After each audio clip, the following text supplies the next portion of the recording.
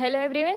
I'm going to discuss the whisper of the marginalized, narrative authority, and the politics of silence in 4. Here, academic information, table of content. My research question was that in James Coetzee's 4, how do Fridays silence the narrative authority experienced by Susan Barton and the 4?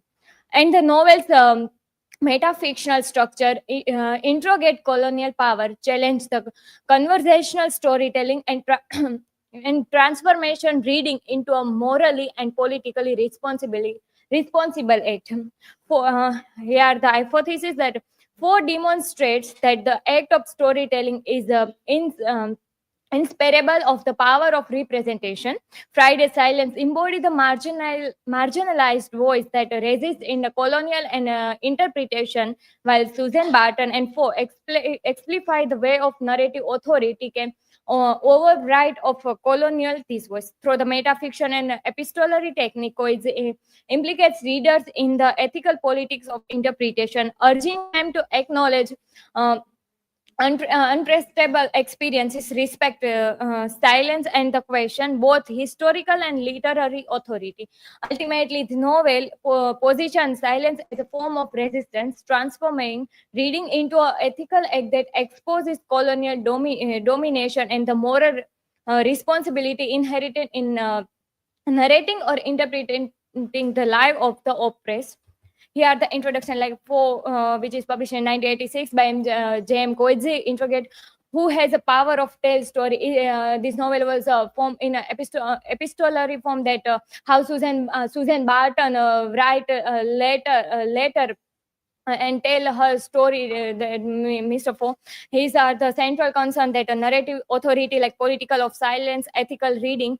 Here, the like narrative authority, the right of the shape or story, that how writer can shape the story, how story and in which manner he tells story is a very important political of silence, like how marginalized voice are excluded or misinterpreted. In some of work, like also that some of voice are suppressed by the colonizers, like ethical reading, the responsibility of the readers to respect what cannot be fully expressed. Sometimes readers also have to reader also have to think that what is main idea of that story which is not represented, like also that uses metafiction and epistolary form as discussed. Also, Marias call this interpretive authoritarianism, the attempt to dominate meaning parallels colonial control. Also, connection to the post-colonial theory, like Friday silence, exemplified the Spivaks, like can the subaltern speak? The colonizer cannot fully express their experience in the language of the colonizer. Like a Friday silent resistance and presence, like Friday is missing tongue, symbolize the violence and the injury of the colonizer. Here, the missing tongues means that he was a black person, that how white person okay, how white person's power control him. Like silence is not like but a form resistance and presence. His body communicates meaning without words, gesture, posture, and reaction become a counter narrative.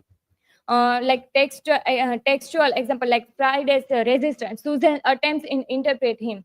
The final underwater scene, like the bubble symbol, the unspoken his stories.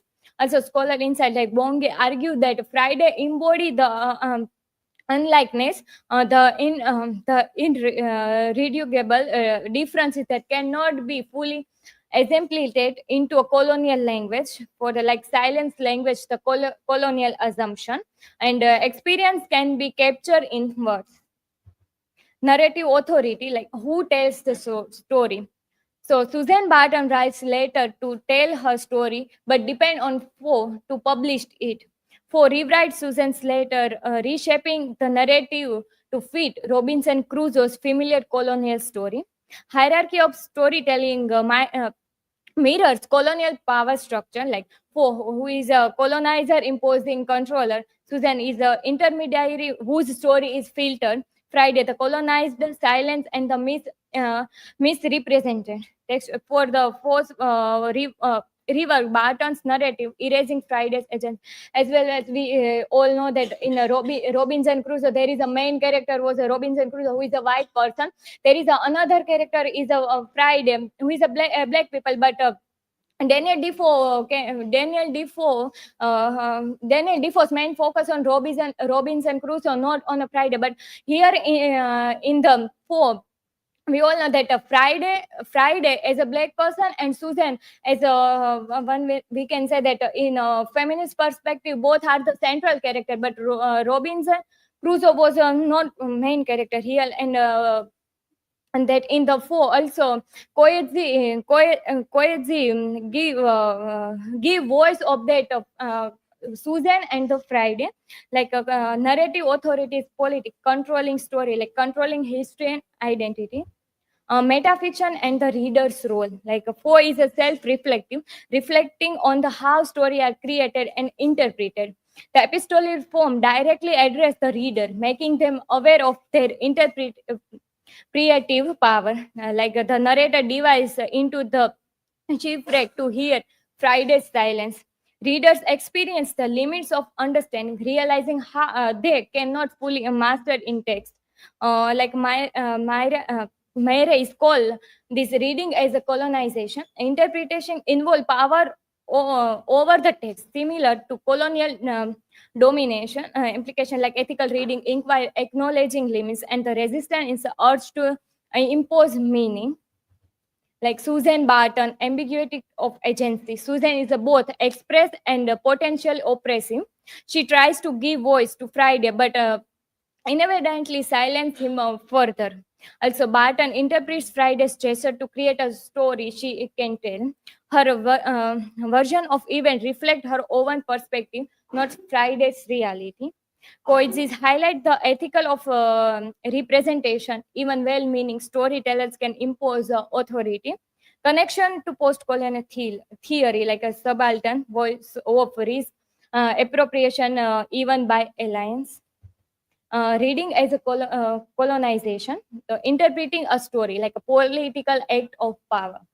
Friday's unlikeness, resistance, assimilation, attempts to make him like us, erase a difference.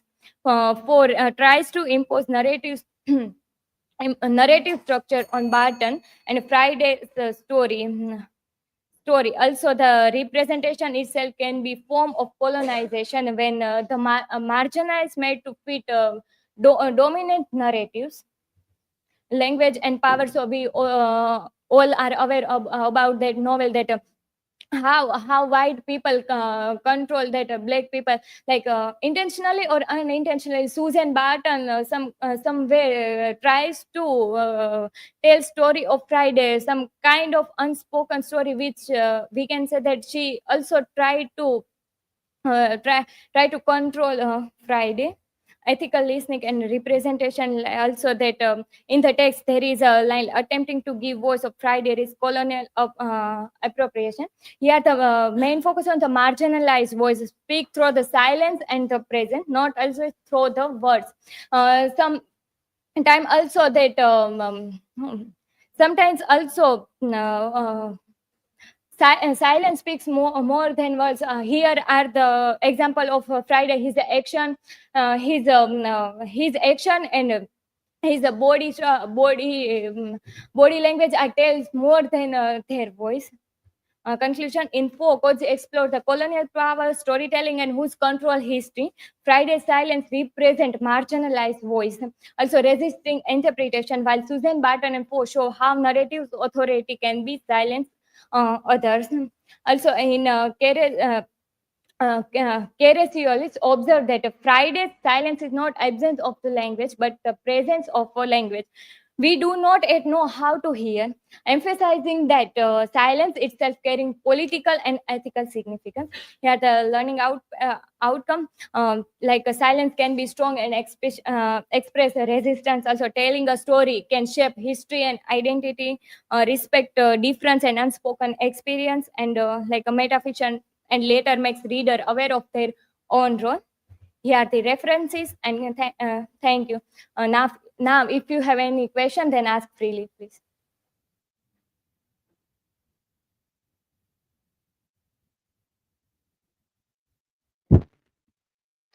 So, Kumkum, how does Poe use silence and storytelling to show marginalized voice struggling to be heard? Uh, so in the Robinson Crusoe also show the voice of marginalized people, like a Friday, who cannot speak. Sometimes like a author have that authority to how to write their work.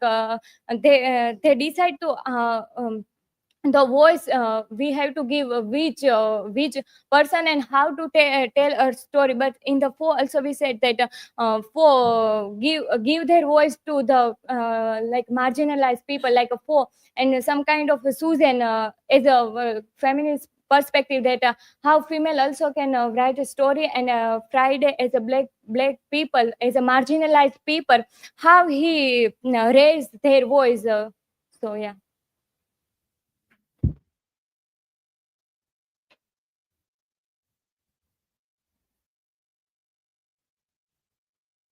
Kumkum, my question is, how does coexist for shows power decides which stories are told and whose voices are ignored? So yeah, it is a very important, like we see in a Robinson Crusoe. So Daniel Defoe give voice of a Robinson Crusoe, not a Friday who is a marginal, who is a colonized people, but he tells story that dead people. But we see in the four, like James Coetzee give a voice of a marginalized people, black people, Friday. So it is a very important to as a writer, that how he can represent his story, and in their story he gives who are the main character and what is he tells. It is a very important. So yeah, this is from my side. Thank you.